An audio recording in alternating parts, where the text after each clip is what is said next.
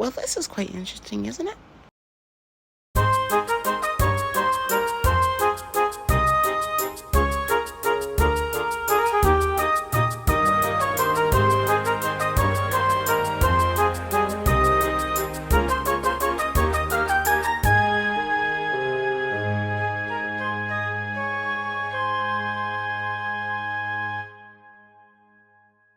Welcome everybody to another analysis video. I'm currently having trouble with a big project I have coming up, so this video will be a replacement until I can finish it. Today's topic is about Thomas and Friends Lost Media. This topic is widely talked about in the DTTE fandom, but I'm running out of ideas, so without further ado, let's go into what lost media really is. Lost media is footage or photos from any source that are missing or unobtainable. Examples of this could be an episode of your favorite TV show that is no longer available, or maybe a certain song that you can no longer play. However you choose to connect with the term, it could still be able to be found. People all over the world are interested in hunting these pieces and restoring them.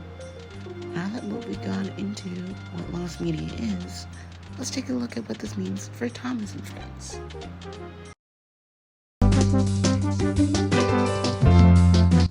The first piece of missing footage I would like to talk about is the 1953 adaptation of The Sad Story of Henry, which was originally written by the Reverend Wilbur Autry.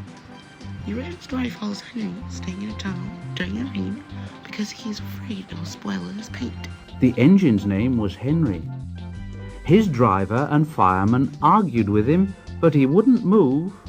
He said, No, I shan't come out, so there. The rain will spoil my lovely green paint with red stripes. No. Henry is eventually bricked up in the tunnel and then gets rescued and blah blah blah. You all know that story. The Reverend's story was so successful that the BBC wanted to create an adaptation over it for television. Only one problem. They broadcasted it live. On the day it aired, the Henry prop derailed and was picked up by a hand. Everyone watching saw that happen, including the Reverend. He did not approve of this, and the other scheduled episodes did not air. It is unlikely that this will ever be found, as the BBC wiped many of their master tapes. It took another 30 years for a successful adaptation of the books to hit the screens. But notice how I said successful.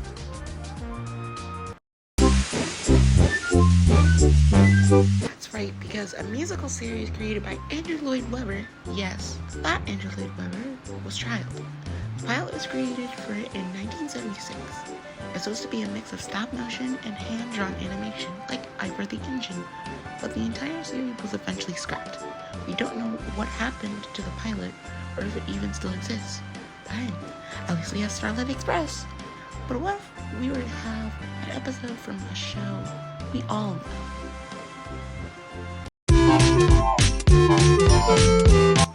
The Missing Coach is a story from the Reverend's 15th book titled The Twin Engines. It stars Donald and Douglas, two Scottish twin engines who are running away from scrap. Their books follow their adventures and their eventual purchase. The television show we all know was created in 1984. The second season, however, was filmed in 1986. The twin story will be adapted in the second series in a 2-arc episode, but there was originally going to be 3. The Missing Coach and Hello Twins were supposed to be combined into one episode. This episode was almost completed, but just as they were going to finish filming, Britt Allcroft, the show's creator, stopped it from airing. Her reason being that it was too confusing for child audiences. I honestly don't blame her. This thing is so confusing. Why do the twin enders have to switch tenders to accomplish their goal? On to the last edition.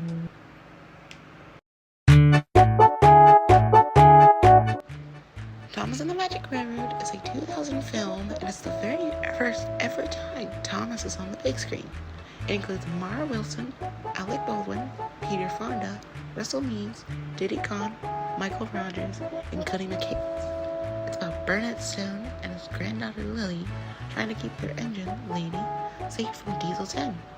The entire film has an insane production history that I would love to make a video about someday, but for now, let's brush over it. Before the film was produced, a director's cut was created. This cut has many differences from the released movie.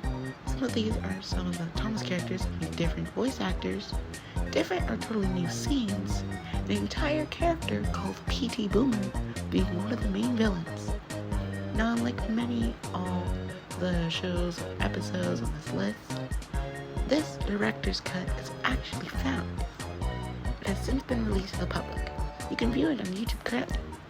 But for a while, the only footage we had of it was the main climax chase. Thankfully though, dedicated fans have won and have gotten the director's cut saved. I personally think that lost media is cool. It's a fun topic that has sparked me to start making my own version of something that no longer exists. It's also fun to think, what would the world be like if they hadn't been lost to time? But again, if you ever come across your old VHS tapes in your dusty attic, you may want to sort through them. Who knows what could be in them? And with that, we are officially done. I hope you all had a lovely Christmas. See you all next time.